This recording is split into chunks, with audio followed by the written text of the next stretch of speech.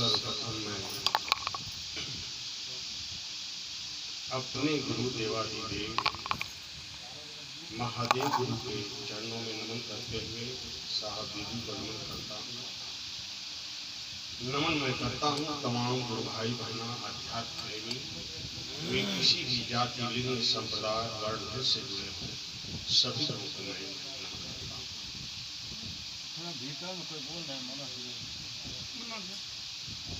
देखिए ये जो कार्यक्रम रखा गया मकसद जो शिव गुरु पर चर्चा, शिव गुरु पर चर्चा का मतलब होता है आपस में बात विचार करना, सोचना समझना और मान लेना। आज तक शिव की उपासना साधना आराधना पूजा पाठ हमारे हिंदू धर्म के मानने वाले लोगों ने किया, मुसलमानों ने नहीं किया।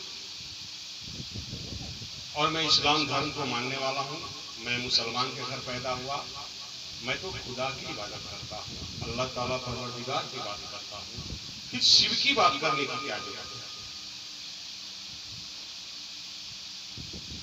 विचार करना है। क्या मेरा खुदा हिंदू के शिव से कमजोर है? क्या मेरा खुदा मेरी मनोकामना पूरी नहीं करते हैं? और हिंदू का शिव पावरफुल है जो कि मनोकामना को पूरी कर देते हैं, इसलिए मैंने मान लिया कि मेरा खुदा तो कमजोर है और हिंदू का शिव पावरफुल है, चलो मान लेंगे तो मेरा काम हो जाएगा। ऐसा नहीं है। ऐसा भी नहीं है कि मैंने इस्लाम धर्म को छोड़कर हिंदू धर्म अपना लिया, इसलिए शिव की बात करने आया हूं। मैं शिव की बात इसलिए करने आया हूं कि शिव और खुदा में कोई फर्क नहीं है। मैंने जाना, मैंने समझा कि शिव ही खुदा है, खुदा ही शिव है। शिव की बात मतलब खुदा की बात, खुदा की बात मतलब शिव की बात, इसलिए मैं आया। लोगों ने धर्म, भैया ने कहा भक्ति ज्ञान, और शिव को बिना जाने कैसे मान लिया? ये तो बात की बात है, लेकिन हम लोग आप पहले कुछ बात कर लें।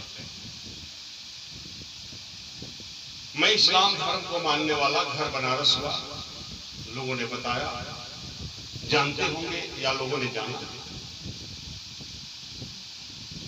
लेकिन मैं इस्लाम धर्म को मानने वाला घर बनारस है और मैंने संस्कृत और हिंदी से BHU बनारस हिंदू यूनिवर्सिटी अच्छी यूनिवर्सिटी, और मैं उसका प्रोडक्ट हूं। और मैंने सन 80 में, आज से 41 साल पहले संस्कृत और हिंदी से PhD किया। आज लोग सर्विस के लिए लालायित हैं, लेकिन मैंने लेक्चरशिप की सर्विस को रिजाइन किया और मैंने श्रीमद् भागवत गीता रिसर्च सेंटर में 5 साल बैठा। मैं जानना चाहा ये धर्म क्या है, ये मजहब क्या है, ये जाति क्या है, ये अगरबत्ती क्या है, ये प्रसाद क्या है, ये मंदिर मस्जिद क्या है, ये छोटी जात और बड़ी जात क्या है, ये पूजा पाठ क्या है, ये उपवास और व्रत क्या है, ये क्या है?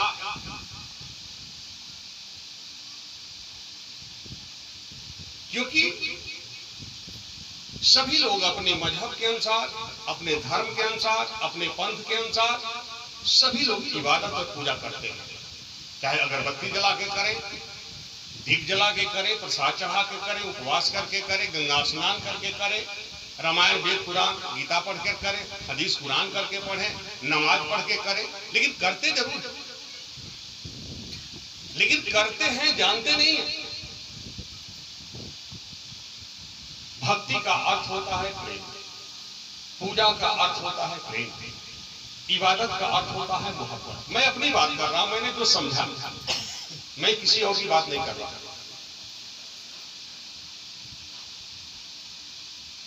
मुसलमान क्या नमाज पढ़ेंगे? 5 वक्त की नमाज नहीं पढ़ते हैं। मैंने 9 साल की उम्र से रोजा रखना शुरू किया। एक एक महीने का रोजा, जो पढ़ने लिखने घूमने का समय। 13 साल की उम्र से मैंने नमाज पढ़ना शुरू किया तो 5 नहीं 10 वक्त की नमाज पढ़ा। रात के 1 बजे पढ़ते जगते थे तो रात भर नमाज पढ़ते थे। मैंने सब कुछ किया। मैं 17 साल जमात में चला, इंग्लैंड, फ्रांस, रूस, अमेरिका, सऊदी अरब के लोगों के साथ 17 साल चला। लेकिन मेरे अंदर नफरत थी। मैं खास तौर से हिंदू के घर में नहीं रहता था, चाहे आप किसी भी जाति जाए। मैं किसी के हाथ का खाना नहीं खाता था, पानी नहीं पीता था। मैं किसी के बिस्तर पर नहीं बैठता था। क्यों? कि मुझसे ज्यादा कोई इबादत करता ही नहीं है, मुझसे ज्यादा कोई पूजा करता ही नहीं है। ये लोग अशुद्ध है, मैं शुद्ध हूं, यही मेरे अंदर भावना थी। लेकिन शिव चर्चा में मैं आया, मैंने शिव को गुरु बनाया तो समझ तो पैदा हो गया। केवल मैं मुसलमानों के साथ रहता था, केवल मुसलमान के बीच रहा। उन्होंने मुझे जाना, मैंने उनको जाना। लेकिन आज शिव गुरु पर चर्चा में मैं चलने लगा, ये सारा नफरत मेरा खत्म हो गया। आज पानी भी पीता हूँ, खाना भी खाता हूँ, बिस्तरों पे बैठता हूँ, कोई नफरत नहीं है। तो शिव को गुरु बनाने के बाद किसी को कुछ मिला कि नहीं मुझे पता नहीं है, लेकिन मुझे पता अपने बारे में जरूर है कि मुझे मिला। मेरी नफरत प्रेम में बदल गया। आज बिहार, झारखंड, बंगाल, नेपाल, यूपी, दिल्ली, हरियाणा, राजस्थान, हिमाचल प्रदेश, कश्मीर, गोवा जाने का मौका मिला। एक ख्याल आया कैसे भी आपके मन में? मैंने शिव को गुरु बनाया। पहली बार मैंने सभी धर्मों पे रिसर्च किया। मैंने 5 साल रिसर्च में बैठा। मैंने वेद पढ़ा, पुराण पढ़ा, रामायण पढ़ा, गीता पढ़ा, बाइबिल पढ़ा, हदीस पढ़ा, कुरान पढ़ा, साहित्य ग्रंथ पढ़ा। क्योंकि यहाँ तो मुसलमान हदीस और कुरान पढ़ते हैं, लेकिन वेद पुराण नहीं पढ़ते हैं, क्योंकि मेरा नहीं है, धर्म बदल जाएगा, नरक में चले जाएंगे। तो पढ़ेंगे नहीं तो जानेंगे कैसे कि वेद पुराण रामायण गीता में क्या लिखा है। आपने वेद पुराण रामायण गीता पढ़ा लेकिन हदीस कुरान नहीं पढ़ा, आप कैसे जानेंगे कि हदीस और कुरान में क्या लिखा है, बाइबिल में क्या लिखा है, साहित्य ग्रंथ में क्या लिखा है? पढ़ेंगे तब न जानेंगे। और सभी धर्म ग्रंथों को पढ़ेंगे तो पता चलेगा मजहब नहीं सिखाता, आपस में बैठते हैं। कोई भी मजहब प्रेम की बात करता है, नफरत की बात नहीं। आप जिस पंथ से जुड़े हो, जिस धर्म से जुड़े हो, मजहब से जुड़े हो, अगर आप गलती करते हैं, आपका कोई धर्म नहीं है, आपका कोई मजहब नहीं। जान लीजिए, कोई नहीं कहता है कि झूठ बोलो, शोषण करो, ठगी करो, लड़ाई करो, झगड़ा करो, गाली गलौज करो, नफरत करो, किसी को परेशान कर लो, किसी को ठग लो। कोई नहीं कहता है। आप जिस धर्म मजहब से जुड़े हो, पंथ से जुड़े हो, अगर आप गलती करते हैं, आपका कोई धर्म नहीं है, आपका कोई मजहब नहीं है, आपकी कोई पूजा नहीं है। अब झगड़ा कहां है? ये हिंदू है, ये मुसलमान है, ये सिख है, ये ईसाई है, ये बड़ी जात का है, ये छोटी जात का है, ये मंदिर है, ये मस्जिद है, यही नहीं झगड़ा है। क्यों? एक ही एनर्जी, एक ही पावर, एक ही शक्ति, एक ही ऊर्जा की पूजा सब करता है। इस पूरी कायनात को, पूरी दुनिया को बनाने वाला कोई है, जिसे देखते नहीं है, महसूस करते हैं, कोई एनर्जी पावर काम कर रहा है। अरे उसी को आप हमारे हिंदू भाई अपनी भाषा में ईश्वर, परमात्मा, शिव भगवान कहते हैं। उसी को मुसलमान भाई अपनी भाषा में खुदा, अल्लाह ताला, परवरदिगार कहते हैं। उसी को ईसाई लोग इंग्लिश में गॉड कहते हैं, उसी को सिख लोग वाहेगुरु कहते हैं। आप पिता को पिताजी कहें, चाहे बाबूजी कहें, फादर डैडी कहें, चाहे अब्बा जान कहें, है एक। पानी को पानी कहकर पिए, चाहे जल कह के पिए, वाटर कह के पिए, नीर कह के पिए, चाहे आग कह के पिए, पानी का गुण है प्यास को बुझा देना। और कोई भी बच्चा पैदा होता है या तो घर में या तो हॉस्पिटल में। जब बच्चा पैदा होता है तो सबसे पहले किसको खोजते हैं? उस बच्चे के अंदर उस परमात्मा को खोजते हैं, उस ईश्वर को खोजते हैं, उस खुदा को खोजते हैं। बच्चे के सीने पे हाथ रखते हैं और देखते हैं कि श्वास चल रही है कि नहीं, ये श्वास चल रही है कि नहीं, ये धड़क रहा है कि नहीं। अगर श्वास चल रही है तो बच्चा जिंदा है, नहीं तो मर गया। इसके बाद आप बच्चे के शरीर को देखते हैं, बनावट को देखते हैं, और देखने के बाद क्या कहते हैं, लड़का पैदा हुआ कि लड़की। यही कहते हैं। किसी ने कहा कि हिंदू पैदा हुआ कि मुसलमान, कहा कि सिख पैदा हुआ कि ईसाई, कहा कि बड़ी जात का है कि छोटी जात का। उस परमात्मा ने तो इंसान बना के भेजा। हम आपने यहाँ हिंदू बनाया, मुसलमान बनाया, सिख ईसाई बनाया, बड़ा और छोटा हम आपने बनाया, उसने नहीं बनाया। उसने सूरज एक बनाया, चांद एक बनाया, जमीन आसमान हवाएं सबके लिए बनाया, कुछ भी अलग नहीं किया। तो हम आप अलग करने वाले होते कौन है? अगर मुसलमान बनाने की बात होती, ये दाढ़ी और टोपी का नाम इस्लाम होता, लड़के का सुन्नत का नाम मुसलमान होता, तो जिस परमात्मा ने, जिस खुदा ने माँ के अंदर पेट में इतना सुंदर शरीर बनाया, तो मुसलमान बना सकता था, सर पे टोपी लगा सकता था, दाढ़ी बढ़ा सकता था, लड़के को सुन्नत कर सकता था। और पैदा होने के बाद, बच्चे को देखने के बाद पता चलता, अरे ये तो मुसलमान का बच्चा है, क्योंकि अपनी पहचान लेके आया। अगर हिंदू की पहचान ये टिक जनेऊ डंडडोर होता, तो जिस परमात्मा ने इतना सुंदर शरीर बनाया माँ के गर्भ में, तो हिंदू बना देता। बाल बराबर है तो थोड़ा टिक बढ़ा देता, जनेऊ लगा देता, डंडडोर बना पहना देता, और बच्चे को देखने से पता चलता ये तो हिंदू का बच्चा है। ईसाई क्रॉस पहन के आता, सिख दाढ़ी और जूड़ा लेकर कोई आया। तो चेहरे और कपड़े बदल के आप अच्छे नहीं हो सकते हैं जब तक मन और विचार नहीं बदले। अरे आप कहते हैं महादेव, देवों के देव जो सबसे बड़े हैं। मुसलमान भाई जब अजान पुकारते हैं तो क्या कहते हैं? अल्लाहु अकबर, अल्लाहु अकबर। अकबर बादशाह का नाम नहीं लेते हैं। ये अकबर फारसी शब्द है, हिंदी नहीं है। अकबर का हिंदी होता है सबसे बड़ा। वो भी अजान में कह रहे हैं अल्लाहु अकबर, अल्लाहु अकबर। अल्लाह सबसे बड़े हैं, अल्लाह सबसे बड़े हैं। आप भी कह रहे हैं महादेव, देवों के देव जो सबसे बड़े हैं। बात तो दोनों एक कर रहे हैं, लेकिन यहां तो भाषा का अंतर है। विचार करें, आप जो ओम लिखते हैं, ओम में पूरी सृष्टि समाई हुई है, पूरी सृष्टि ओम में है। हिंदी, इंग्लिश, संस्कृत बाएं से दाहिने की तरफ, अरबी, उर्दू, फारसी उल्टा दाहिने से बाएं की तरफ लिखा जाता है। उसी ओम को जब आप इधर से लिखते हैं तो खुदा हो जाता है।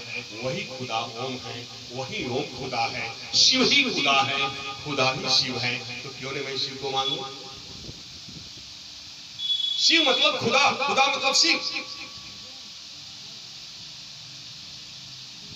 अब मुसलमानों ने दावा कर दिया, क्या कहा कि खुदा जर्रे जर्रे में रहता है। जर्रे जर्रे का मतलब कण कण में, दुनिया के हर एक जगह। आप विचार करें कि दुनिया के हर एक जगह कण कण में अगर मुसलमानों का खुदा ने सब जगह कब्जा कर लिया, यहाँ मुसलमान भाई नहीं है तो मैं पूछ लेता कि भाई दुनिया के हर एक जगह तो आपका खुदा ने कब्जा करके रखा, तो हिंदू का भगवान किस आसमान में रहते हैं? ईसाइयों के गार्ड कहाँ रहते हैं? सिखों के वाहे गुरु कहाँ रहते हैं? जरा मुझको बता दो। अरे भाई रहना चाहिए ना। हम चार भाई हैं, हिंदू, मुस्लिम, सिख, ईसाई, बाकी तो और है, तो हिस्सा तो चाहिए ना। अब यहाँ मुसलमानों ने दावा कर दिया कि खुदा जर्रे जर्रे में है, खुदा कण में है, दुनिया के हर एक जगह खुदा है। तो मैंने मुसलमान की बात को माना कि खुदा जर्रे जर्रे में है, खुदा कण में है, दुनिया के हर एक जगह खुदा है। तो विचार करें, इसी जमीन पर मस्जिद बनाया गया, इसी जमीन पर मंदिर बनाया गया, इसी जमीन पर गुरुद्वारा और गिरजाघर बनाया गया, इसी जमीन पर। और मुसलमानों ने कहा खुदा जर्रे जर्रे में है, खुदा कण में है, दुनिया के हर एक जगह खुदा है। अगर ये बात सही है तो इसी जमीन पर तो मंदिर, मस्जिद, गुरुद्वारा, गिरजाघर बना। और कण में जब खुदा है, जर्रे जर्रे में खुदा है, तो खुदा अगर मस्जिद में है तो खुदा मंदिर में है, गुरुद्वारा, गिरजाघर है। और मुसलमानों ने कहा बिस्मिल्लाहिर्रहमानिर्रहीम, ये अरबी शब्द। शुरू मैं करता हूँ खुदा के नाम पर, जो रहीम है रहमान है रहम करता है। रहीम है रहमान है मतलब दयालु है, रहम करता है दया करता है। उन्होंने यही कहा। अब हमारे हिंदू भाई भी दावा करते हैं कि मेरे ईश्वर, मेरे भगवान, मेरे शिव, मेरे परमात्मा कण कण में व्याप्त है। अखंड मंडलाकारम व्याप्तम एन चराचरम तत्पदम दर्शितम एन तस्मै श्री गुरुवे नमः। मतलब अखंड जो खंड में नहीं है, संपूर्ण जगत में कण कण में मेरा भगवान है।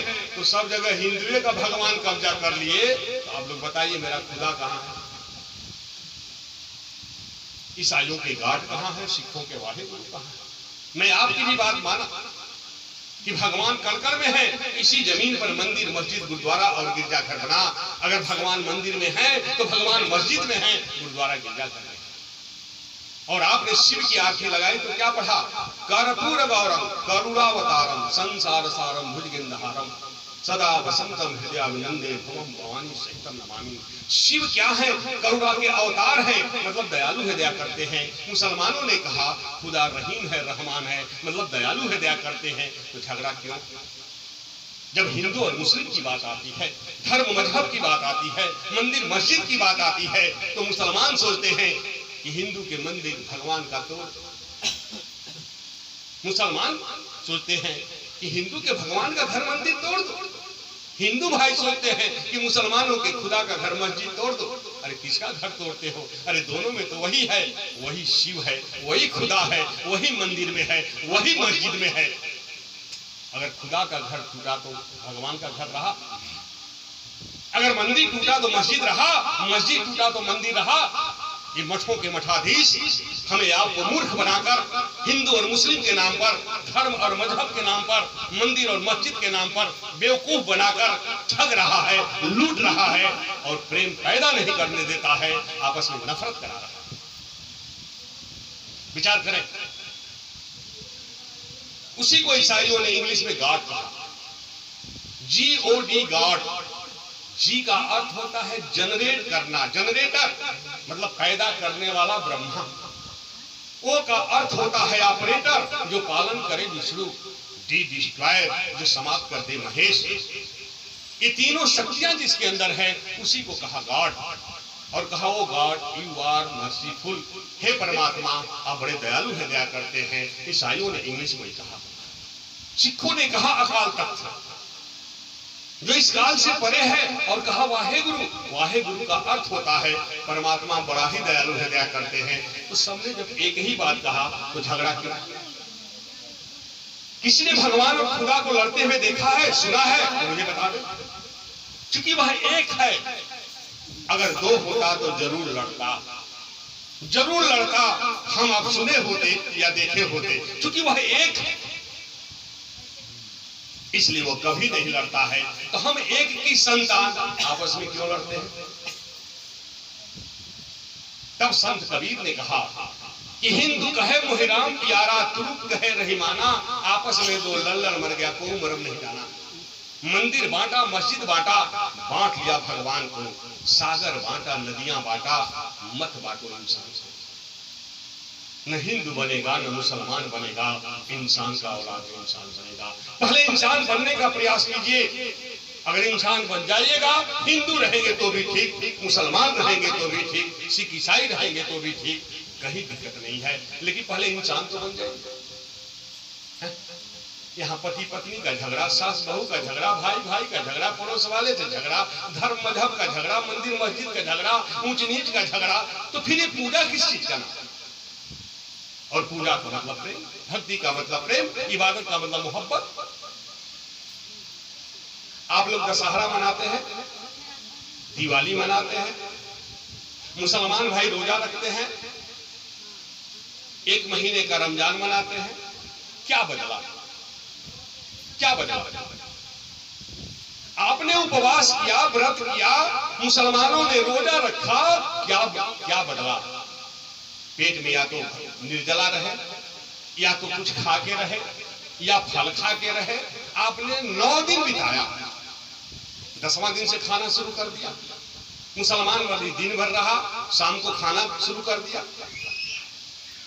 आप उपवास में हैं, व्रत में हैं, घर में अकेले हैं, कोई नहीं है। अंदर से सिटकनी बंद है, खाना पड़ा है, पानी पड़ा है आपके घर में, और आप उपवास में है, व्रत में है, मुसलमान रोजा में है, भूख लगी है, प्यास लगी है, पेट में दर्द हो रहा है। अरे भाई पानी पड़ा है, खाना पड़ा है, कोई है मना करने वाला? खा लेते पी लेते, कोई है मना करने वाला? तो फिर डर किसका है कि आप पानी नहीं पीते हैं, खाना नहीं खाते? डर उसका है कि वह देख रहा है।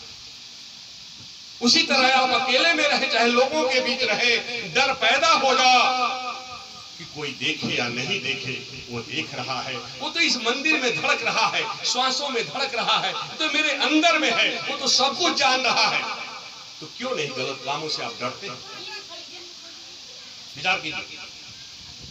इन हाथों से ईंट पत्थर बालू और सीमेंट से मंदिर बनाए, मस्जिद बनाए, पूजा होने लगी, इबादत होने लगी, और डर हो गया भगवान का घर है, खुदा का घर है, अगर गलती करेंगे तो पाप लग जाएगा। अपने हाथों से तस्वीरों को बनाया, अपने हाथों से मंदिर मस्जिद को बनाया, तो उसमें जाने के बाद डर पैदा हो गया। और जिस परमात्मा ने इस मंदिर को बनाया, जिसमें वो रह रहा है, उससे नफरत करते हैं, लड़ाई करते हैं, ठगी करते हैं, गाली गलौज करते हैं। कैसी पूजा? किस चीज का नाम है पूजा? अगरबत्ती और प्रसाद, ये मंदिर, ये मस्जिद, ये नमाज, ये रोजा, ये सत्संग, ये प्रवचन, ये उपवास, ये व्रत, क्या हो जाएगा? कुछ नहीं होगा। जो काम करते हैं क्यों करते हैं पहले जानिए। अगरबत्ती जलाने से अगर भगवान खुश होते तो हम आप एक अगरबत्ती, दो अगरबत्ती, एक मुट्ठा, 10 मुट्ठा जलाते हैं। जिसके पास अगरबत्ती की फैक्ट्री है वो चुप नहीं बैठेगा, हाथ में माचिस लेगा और पूरी फैक्ट्री की अगरबत्ती जला देगा। भगवान को प्रसन्न करके कहीं रख लेगा, क्योंकि उसने पूरी फैक्ट्री की अगरबत्ती जला दिया। अरे इनसे सीखिए कि ये अगरबत्तियां जल रही हैं, कष्ट में है, लेकिन दूसरे को सुगंध प्रदान करती है, दूसरे की भलाई करती है। आप भी दूसरे की भलाई करना सीखें, अगरबत्ती जलाने का उद्देश्य पूरा हो जाएगा। ये तो जिंदगी भर जलाएंगे, कुछ नहीं मिलेगा। बाप दादा ने पैदल चला, बैलगाड़ी से चला, सुने हैं, देखे हैं हम लोगों ने, जिसकी उम्र होगी देखा होगा, सुना। क्यों? इसलिए कि रोड नहीं था, साधन नहीं था, उसके अभाव में लोग पैदल चला, बैलगाड़ी से चला। लेकिन आज साधन हो गया, कोई बैलगाड़ी से चलता है, पैदल चलता है। अब बदले कि नहीं बदले? बाप दादा ने तार का पंखा चला, क्यों? बिजली इन्वर्टर जनरेटर नहीं था। आज बिजली जनरेटर इन्वर्टर हो गया।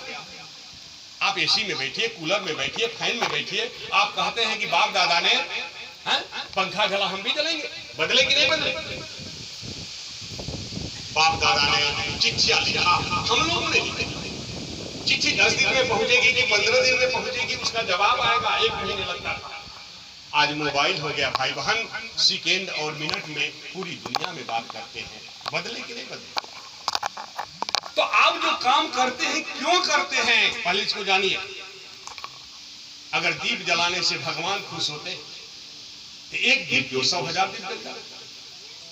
दीपों से सीखें कि वह दीप जल के स्वयं कष्ट में रहकर दूसरे को रोशनी दे रहा है, प्रकाश दे रहा है, दूसरे की भलाई कर रहा है।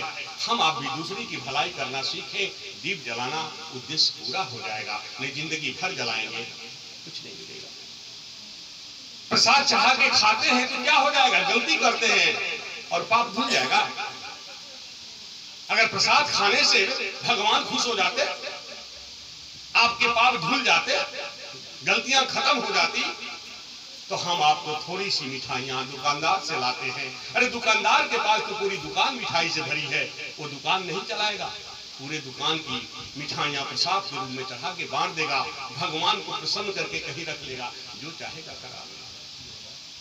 हमें परमात्मा का प्रसाद मिल जा, शिव की दया उतर जा, हमें सही और गलत की समझ हो जा, हम गलतियों से बचे, अच्छे काम करने वाले बन जा, इस प्रसाद की जरूरत है। तो आपने नवरात्र व्रत रखा, 9 दिन का पेट में खाया नहीं खाया, मुसलमानों ने रोजा रखा, बदला। आपने संकल्प लिया कि आज मैं व्रत हूं, आज से मैं रोजा हूं, आज से मेरा संकल्प है कि आज से झूठ बोलना बंद, कल से लड़ाई झगड़ा करना बंद, परसों दिन से नफरत बंद, शोषण बंद, व्यभिचार बंद, दूसरे के ऊपर वर्चस्व कायम करना बंद। तो पता चलेगा 9 दिन में तो आप बहुत अच्छे हो जाएंगे। और ये मुसलमान तो 1 महीने में गलती नाम की चीजें नहीं रहेगी, लेकिन कुछ नहीं बदला। आप रस्मों रिवाज में चले गए, बदला कुछ नहीं, आप वही हैं जहां थे। रावण का पुतला जलाते हैं लंबा लंबा, क्यों? रावण ने मां सीता का हरण किया। क्या मिला? हर साल जलाते हैं। आपके अंदर जो रावण बैठा है, आपके अंदर जो गंदगी बुराई बैठी है, काम क्रोध लोभ मोह अहंकार नशा जो बैठा हुआ है, आपने इसको जलाया? नहीं जलाया। तो रावण का पुतला जला के क्या करें? आप दीपावली मनाते हैं, घर की सफाई किए, चूना कली किए, घर घर में दीपक जल गया, शौचालय के सामने अंदर में भी दीपक जल गया कि उजाला हो जा। आपने इस घर की सफाई किया? इस घर की सफाई ज्ञान से होगा। ज्ञान के लिए गुरु के शरण में जाना पड़ेगा। और परमात्मा से बड़ा गुरु कौन है? मानो वो धोखा दे सकता है, लेकिन वो धोखा नहीं दे सकते। तो हमको ऐसे जगह पर ढूंढना है जहां धोखा नहीं। तो विचार करें, तो विचार तो करना पड़ेगा। है? दीपक जलाते हैं, उजाला हो जा, लेकिन इसमें दीपक आपने जलाई नहीं, ज्ञान का दीपक जलाए नहीं, तो क्या हो जाएगा? आप लोग कोई भी पर्व त्योहार होता है, गंगा स्नान करते हैं, क्या हो जाएगा? गंगा स्नान करने से क्या हो जाएगा? अगर गंगा स्नान करने से पाप धुल जाता तो सारा चीज हर साल हर एक पर्व त्योहार में होता है, तो खत्म हो जाता। गंगा पावन है, पवित्र नहीं है। आप पवित्र कहेंगे तो दूसरा अपवित्र कहेगा, आप शुद्ध कहेंगे तो दूसरा अशुद्ध कहेगा। पावन जो अपवित्र को पवित्र कर दे। शहर की पूरी गंदगी गंगा में जाती है, लेकिन वो पावन है, उसको शुद्ध कर देती है। उसी जल को पीते हैं, स्नान करते हैं, मूर्ति धोते हैं और जल चढ़ाते हैं। मुसलमान भाई ने वजू कर लिया तो क्या गंगा ने मना कर दिया? मोची ने अपना चमड़ा धोया तो क्या गंगा ने मना कर दिया? तो हम आप कौन मना करने वाले होते हैं? मानो तो मैं गंगा माँ हूं, मानो तो बहता पानी। वो तो माँ है, सबके लिए है। तो आपके अंदर की गंदगी धुल जा। जो काम क्रोध लोभ मोह अहंकार नशा, जो नफरत है, जो गाली गलौज है, जो दूसरे को देख करके जलन पैदा है, अरे ये धुल जाए तब न गंगा स्नान। गंगा में नहा लेने से क्या हो जाएगा भाई? विचार करें। हम लोगों ने कर्म को धर्म समझ लिया। कर्म धर्म नहीं होता है, कर्म से धर्म की रक्षा होती है। कर्म, अकर्म, प्रतिकर्म और विकर्म, 4 कर्म है। धर्म क्या है? कर्म जो जिंदगी जीने के लिए करते हैं, ये कर्म है, ये धर्म नहीं है। अकर्म नहीं करते हैं, होता है, ये भी धर्म नहीं है। आप सोए हैं, जगे हैं, बैठे हैं, काम कर रहे हैं, श्वासें चल रही हैं, करने की जरूरत नहीं है। अकर्म नहीं भी करते हैं तो होता है। बर्फ का टुकड़ा रख दीजिए, कुछ नहीं करना है, स्वतः बन जाएगा, ये भी धर्म नहीं है। प्रतिकर्म जो किसी प्रतिशोध में, रिएक्शन में, किसी से बदला लेने के भावना से जो कर्म करते हैं, वो भी धर्म नहीं है। लेकिन विकर्म, एक रास्ता बना हुआ है, कांट और पत्थर पड़ा हुआ है रास्ते में, लोग जा रहे हैं बगल से होकर के, हम आप भी चले जाते हैं। लेकिन मैं जा रहा हूं और मेरे मन में विचार आया कि ये कांट और पत्थर पड़ा हुआ है रास्ते में, लोग बगल से होके जा रहे हैं, मैं भी चला जाता। लेकिन मन में विचार आया कि मैं तो बगल से होके चला जाऊंगा, लेकिन एक अंधा आएगा तो पत्थर से टकराएगा, गिरेगा और कांट चुभ जाएगा।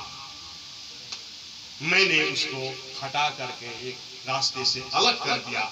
यही तो धर्म है।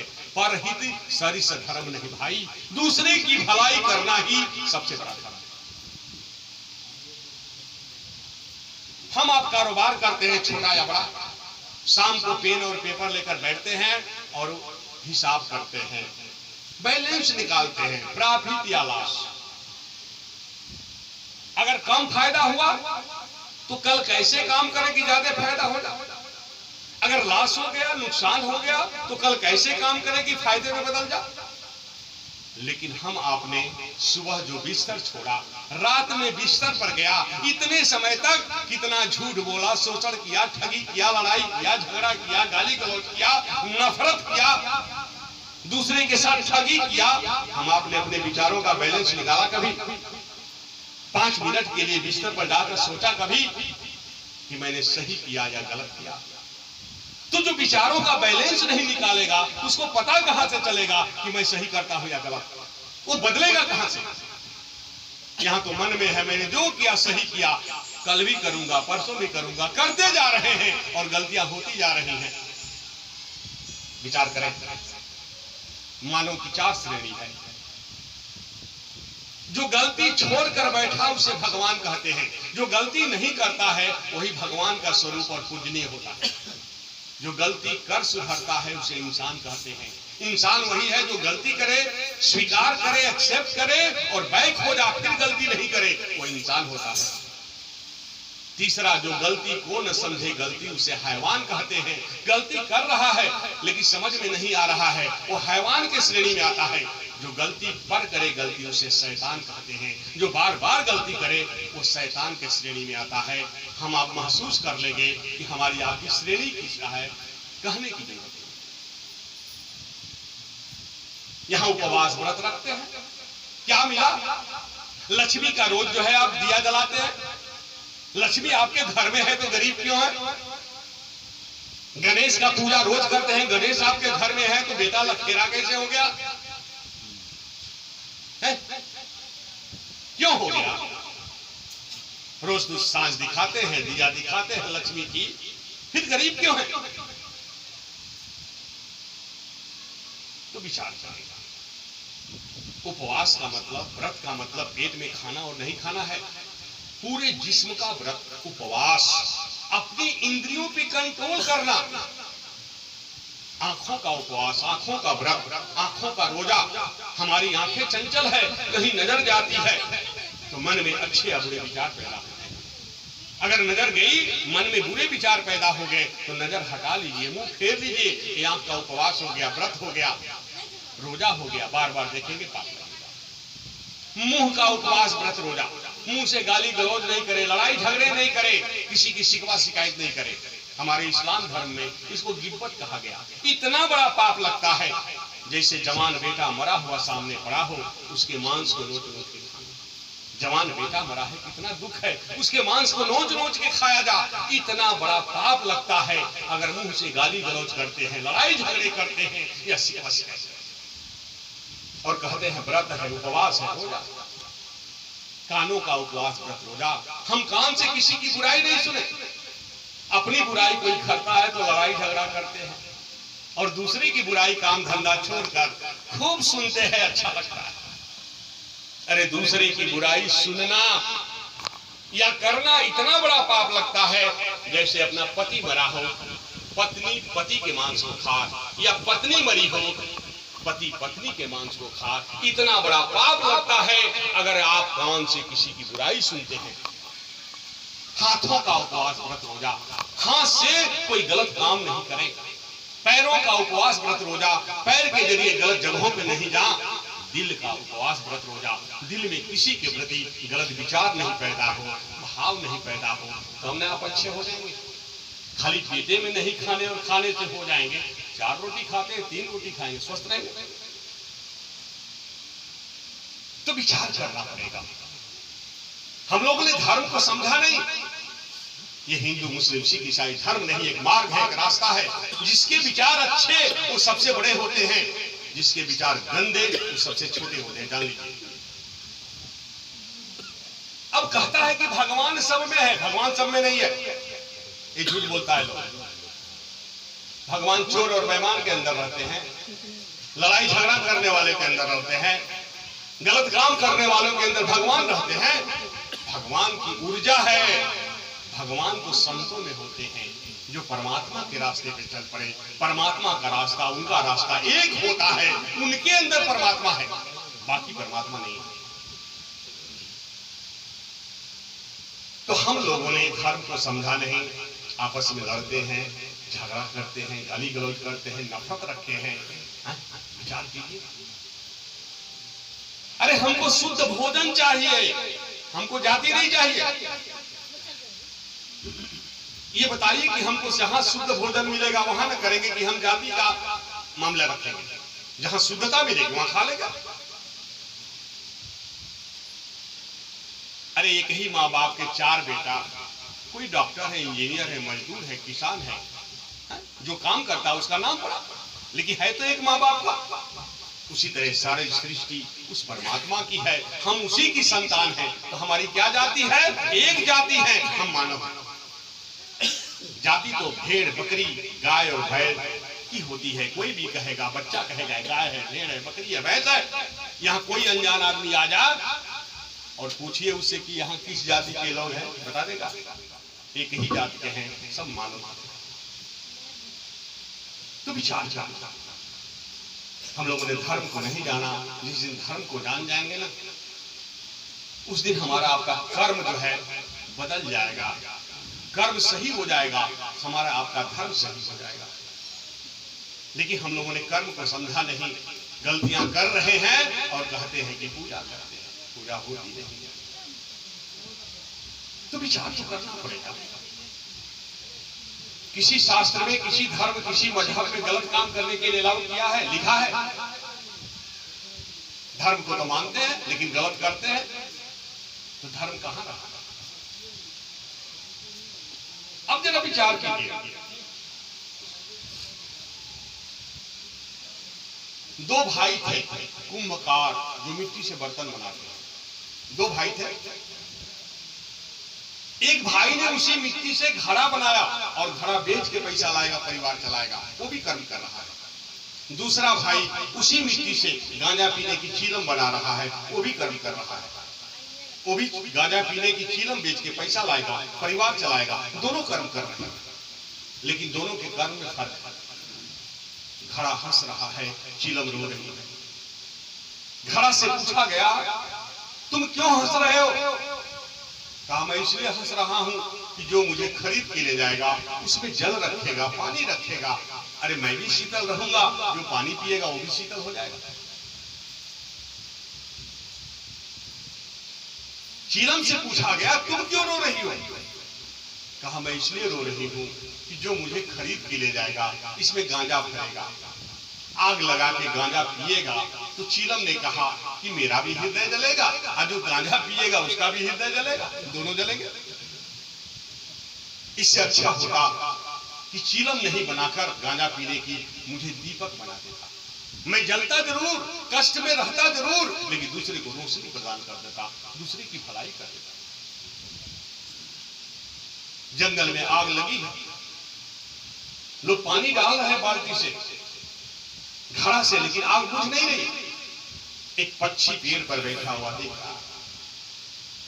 पक्षी के मन में आया, सोच नहीं बदलेगी, कुछ नहीं बदलेगा। पक्षी के मन में विचार आया कि क्या मैं आग बुझाने में सहयोग नहीं कर सकता हूं? तो पक्षी कैसे पानी लाएगा, कैसे आग बुझाएगा? चोंच में। चोंच में कितना पानी आएगा भाई बहन? 1-2 बूंद। पक्षी पेड़ से उड़ा और जाकर पानी लिया चोंच में, और जाके आग में डाल दिया। आग बुझाने वाले लोग हंस रहे हैं कि इस पक्षी को देखो, हम लोग पानी डाल रहे हैं बाल्टी से, घड़े से, आग बुझ नहीं रही है, आई पक्षी चोंच में 2 बूंद पानी ला के डाल रहा है आग में, क्या आग बुझेगी? पक्षी ने हंसते हुए जवाब दिया कि मेरे 2 बूंद चोंच में ले जाकर पानी आग में डालने से आग बुझेगी कि नहीं, ये मुझे पता नहीं है, लेकिन ये पता है कि जब इतिहास लिखा जाएगा ना, तो इतिहास के पन्नों में मेरा नाम आग लगाने वाला नहीं, आग बुझाने वालों में आएगा। ये 2 बूंद का महत्व है। तो जब तक से आप दूसरे की भलाई करना नहीं सीखेंगे, झुकना नहीं सीखेंगे, सेवा करना नहीं सीखेंगे, तब तक कुछ नहीं होगा। पति परमेश्वर होता है पत्नी के लिए,